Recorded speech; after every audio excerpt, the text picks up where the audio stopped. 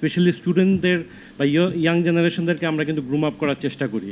আর আমরা এনকারেজ করার চেষ্টা করি যে দেশ সেবামূলক যে কাজগুলো আছে এগুলোকে একটা প্ল্যাটফর্মে তৈরি করার জন্য।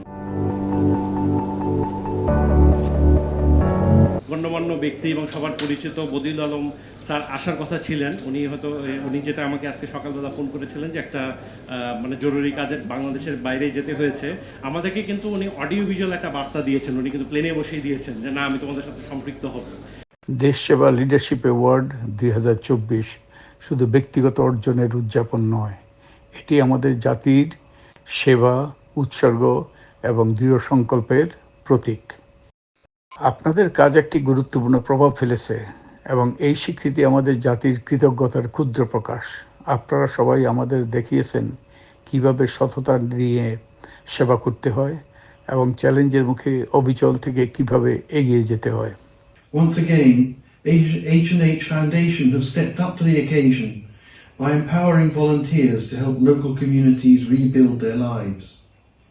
We are delighted that they and their partners are encouraging people to volunteer to undertake critically important work on flood relief and traffic management. তো আমরা আসলে চেষ্টা করেছি যাতে করে সবাইকে সম্মানিত করা যায় আমাদের যতটুকু সাধ্য, এবং আমাদের আয়োজনকে আমি বলবো আসলে লিমিটলেস করে দিয়েছেন এবং যেটা বলবো যে আকাশচুম্বী করে দিয়েছেন যিনি আমাদের আজকের guest of honour doctor Iftekharuzzaman sir. যে দল ক্ষমতা থাকে তারা আমাদেরকে তাদের প্রতিপক্ষের পকেটে অনেক সহযোগিতা ছাত্র জীবনে ছাত্র আন্দোলন আপনাদের মতো করেছি, বিশেষ করে 69 গণ আন্দোলন, পরবর্তী মুক্তিযুদ্ধ। সেই আন্দোলনে যাদের সাথে হাতে হাত মিলিয়ে কাঁধে কাঁধ মিলিয়ে সংগ্রাম করেছি তাদের অনেকেই আমাকে রাজাকার বলতে বলেছে, কারণ আমি দুর্নীতি নিয়ে কথা বলি। সেই অবস্থাকে মোকাবেলা করে আমরা আপনাদের সকলের সহায়তায় আজকে যে জায়গায় এসেছি সেটা বাংলাদেশকে দুর্নীতিমুক্ত, সুশাসিত, বৈষম্যহীন সমাজ গড়ার যে অপার সম্ভাবনা আপনারা সৃষ্টি করেছেন, আমার তরুণ প্রজন্ম সৃষ্টি করেছেন, সেটিকে এগিয়ে নিয়ে যাওয়া আমাদের সকলের সুযোগ। কেউ যদি ধরেন ঢাকার রাস্তায় ঘুরে ঘুরে ঘুরে ঘুরে এই মাথা থেকে ওই মাথা দেখে, পুরো ঢাকা শহরে এখন যে কালারফুল চিত্রগুলো, এটা দেখে কি ধারণা পাওয়া যায় যে ছাত্ররা কোন নেতৃত্ব দিয়েছিল? পাওয়া যায়। জি, আমি দেখলাম সেদিন নর্থ সাউথ ইউনিভার্সিটিতে একটা ক্লাসে সেশনে গেলাম, সেখানে বসুন্ধরার দেয়ালের পাশে লেখা যে একজন রিকশাওয়ালার ছেলেও যাতে দেশের নেতৃত্বে আসতে পারে। একতা, ঐক্যতা এবং আপনাদের সবাই ইচ্ছার মাধ্যমেই 2024 সাল এবং এই তরুণ প্রজন্ম জেগে উঠেছে।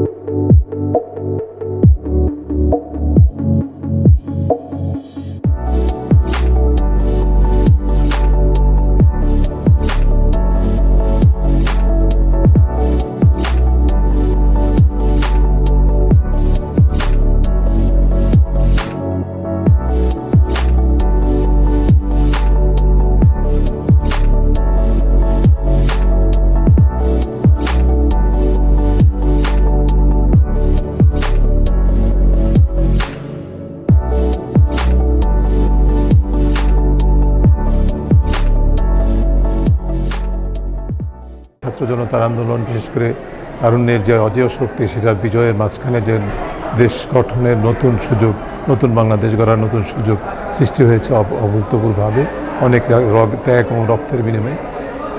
এর যে এগিয়ে নেওয়া যাওয়ার যে প্রেরণা সেটির সাথে নতুন করে যুক্ত হলো H&H ফাউন্ডেশনের এই উদ্যোগটি অত্যন্ত প্রশংসনীয়। আমরা মনে করি যে এই ধরনের উদ্যোগ অব্যাহত থাকা উচিত। এর মাধ্যমে আমাদের দেশের তরুণদের যে স্বেচ্ছাসেবার মানসিকতা, যেটি ইতিমধ্যে প্রমাণিত হয়েছে, ইতিমধ্যে তারা অসংখ্য দৃষ্টান্ত স্থাপন করেছে, সেটি ট্রাফিক কন্ট্রোলের মাধ্যমেই হোক বা বন্যা দুর্গতদের মধ্যে সেবার মাধ্যমে হোক, বিভিন্ন কার্যক্রমের মাধ্যমে এটিকে আরও বৃহত্তর জায়গায়, বৃহত্তর মাত্রায় শুধু সারা দেশ বাংলাদেশে নয়, বিশ্বব্যাপী অনুকরণীয় দৃষ্টান্ত স্থাপন করেছে আমাদের তরুণ সমাজ। সেটিকে স্বীকৃতি একদিক থেকে এবং এগিয়ে নিয়ে যাওয়ার প্রেরণা হিসাবে এই কাজটিকে আমি অত্যন্ত সাধুবাদ জানাচ্ছি। ট্রাফিকের কাজ করেছি, দেশের সেবার জন্য কাজে ছিলাম, সেদিক থেকে খেয়াল করে আমাকে এই অ্যাওয়ার্ডটা দেওয়া। আমার অনুভূতি যদি শেয়ার করি তো বলতে গেলে আমি অনেক বেশি এক্সাইটেড ছিলাম, আমি জানতাম না আমি এই ধরনের